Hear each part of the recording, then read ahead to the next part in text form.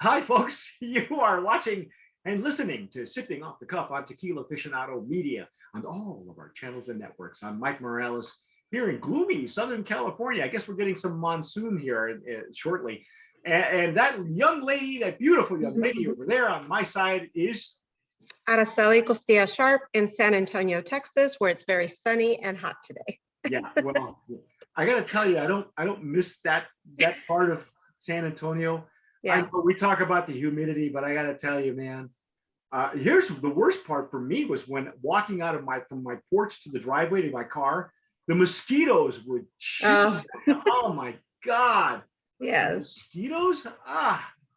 Wow. Anyway, yeah. So much for the weather. Here's what we're going to do today. Araceli and I are going to taste and dissect Proeza, which translates to prowess. Very proud name for a tequila. I like, I know that there are a lot of insultants out there that when they get a hold of a brand, they say, they got to change the name. We can't pronounce it.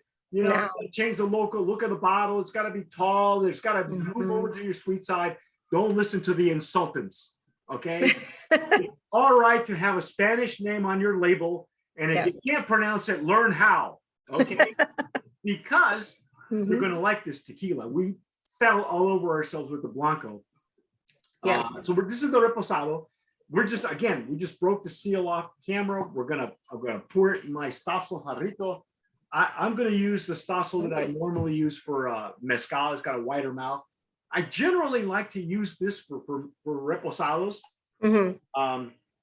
But the tequila version as well is just as good. By the way, we didn't mention this, but it's okay. It's 80 proof. It's 40 ABV. Yes. So it's pretty standard. Unless it's a high proof, you'll hear it from us. If it's a mezcal, you'll hear from us. I poured a little more this time because last time was not enough. Yeah, that was. Yes, Araceli likes her Obama pours. Okay.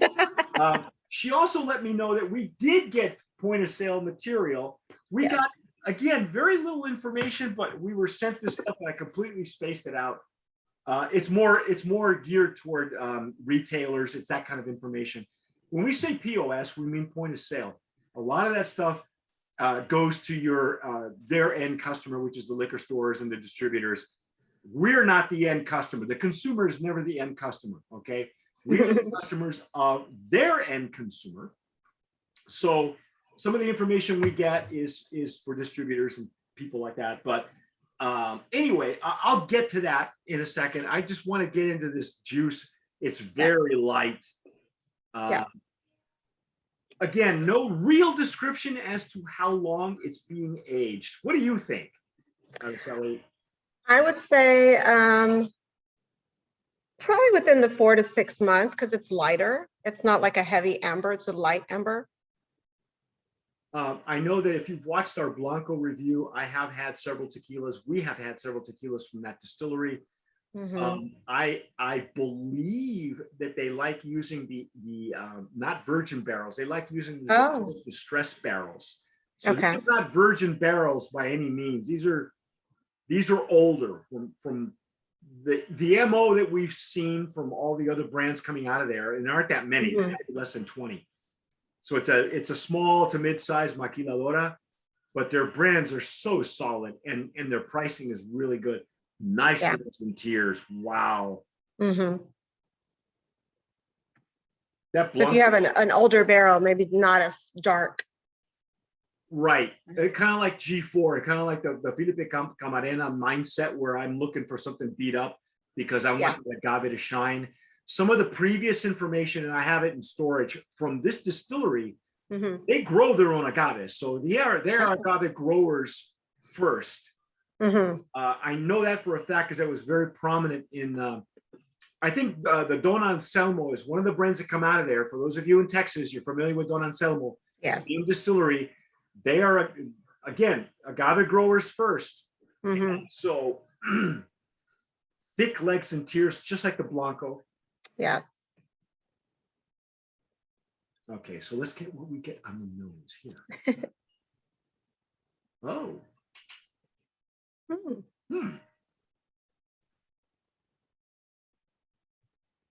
Definitely a little sweeter. Yeah, more of the baking spices at the bottom, I think, and that's got to be from barrel. So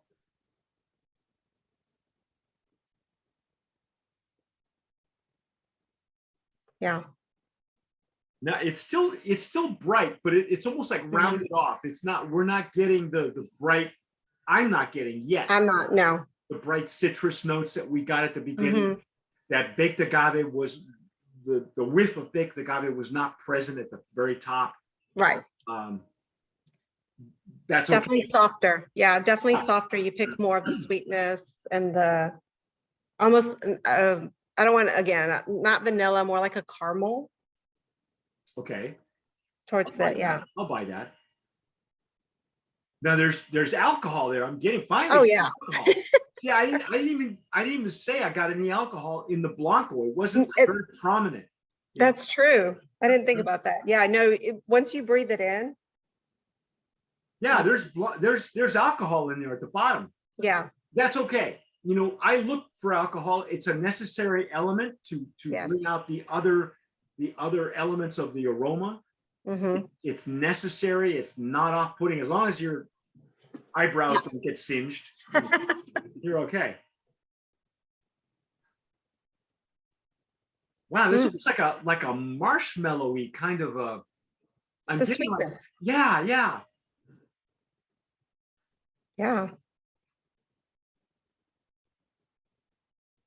I'm wondering if it hasn't opened. You know, I got the jarrito with a wider mouth surface. Yeah.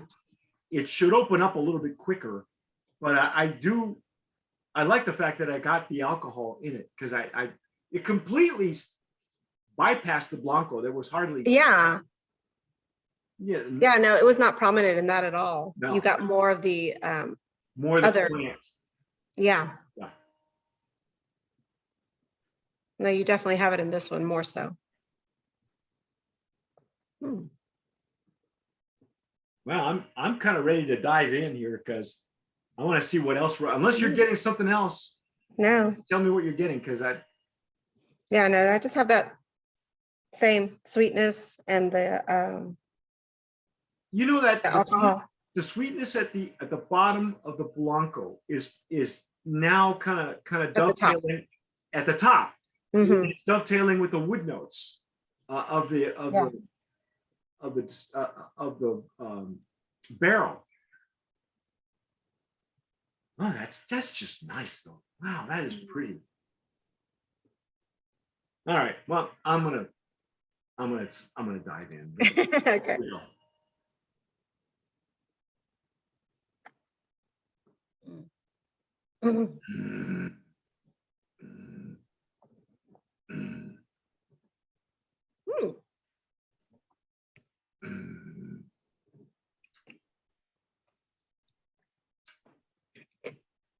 You tell me.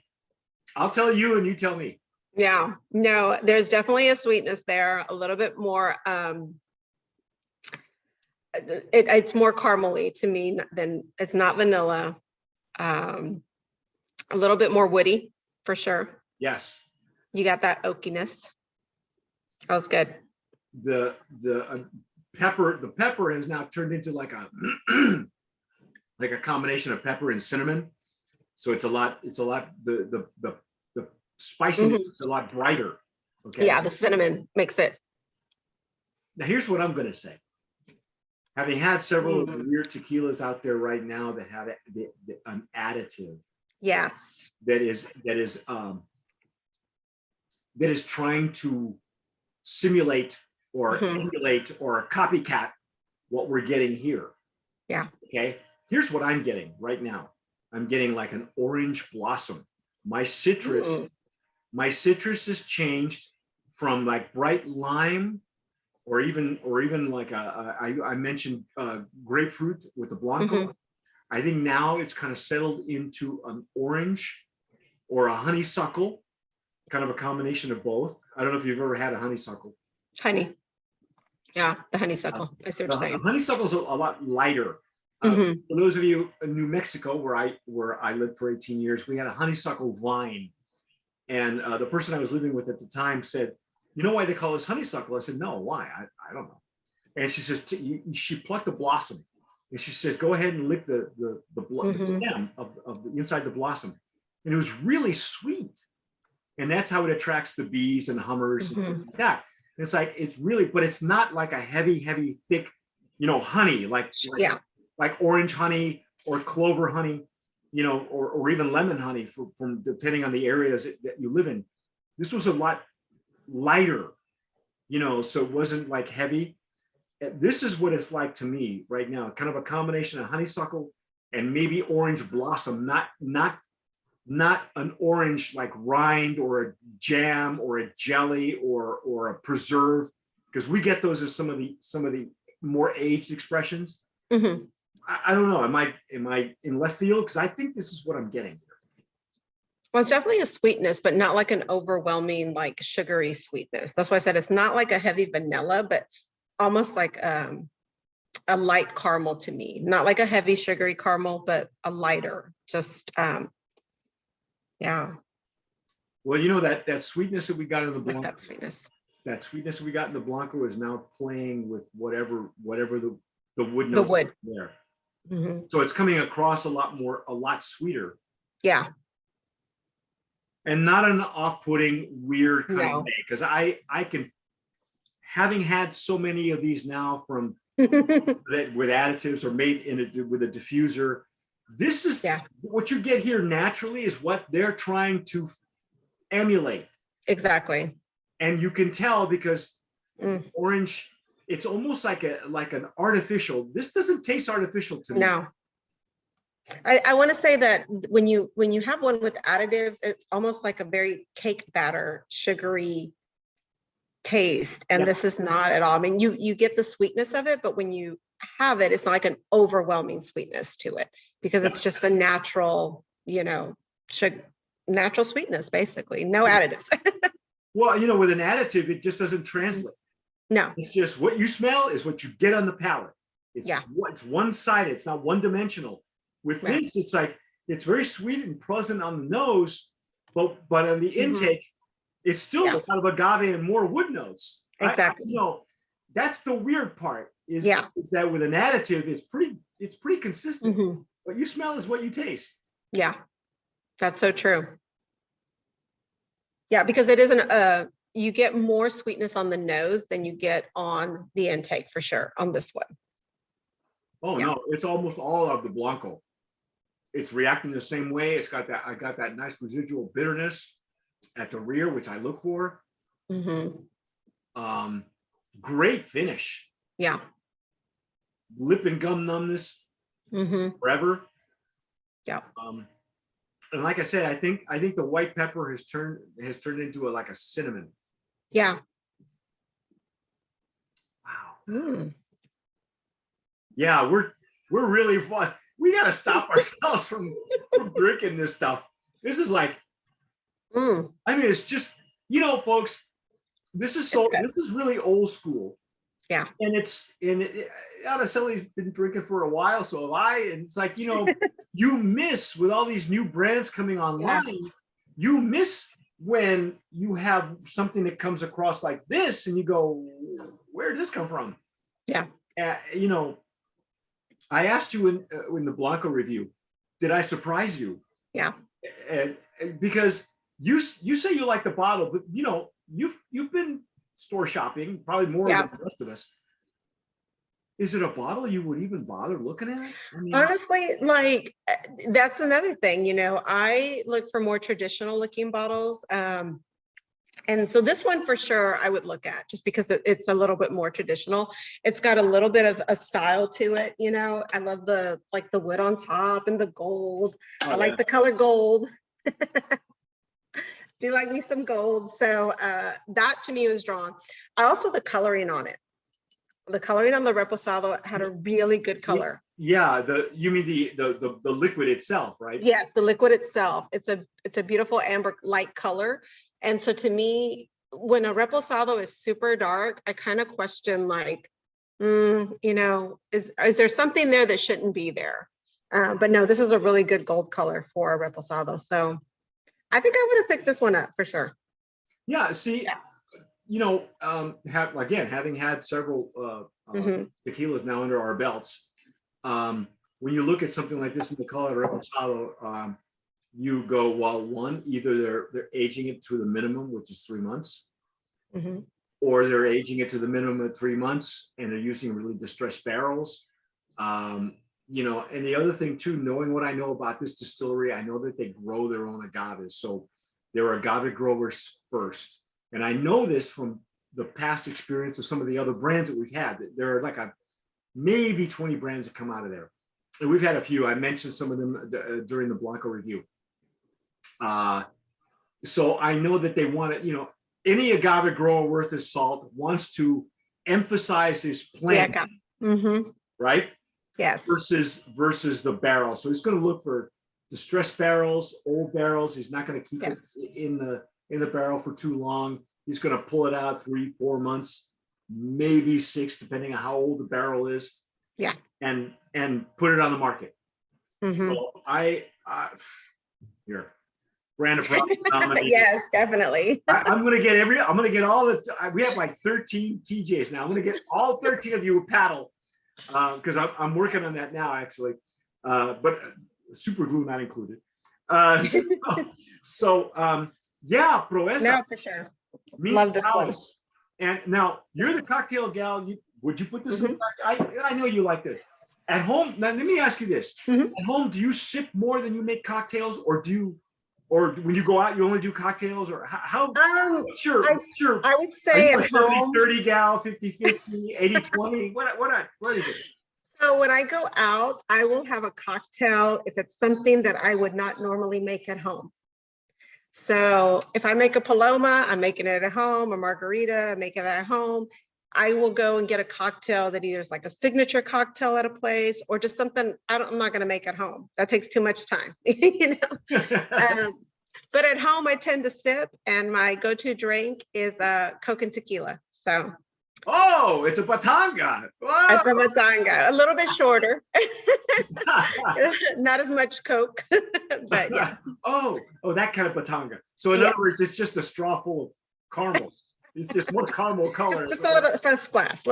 But no, I do like I will do like an old fashioned with a reposado. Oh, okay. Yeah.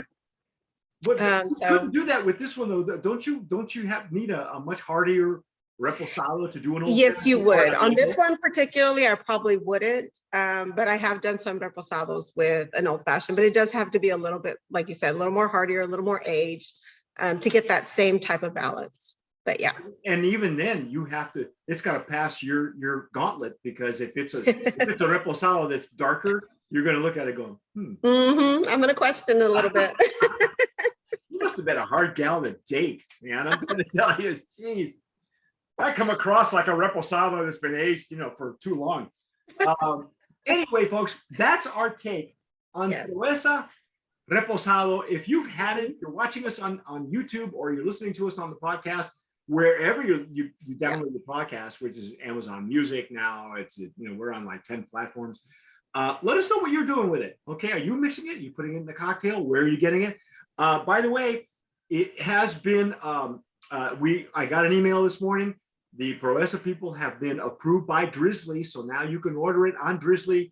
Get on your app, go get it. I don't know if it's available on Drizzly all over the U.S. yet, but keep looking for it, because this is really old school in a good way.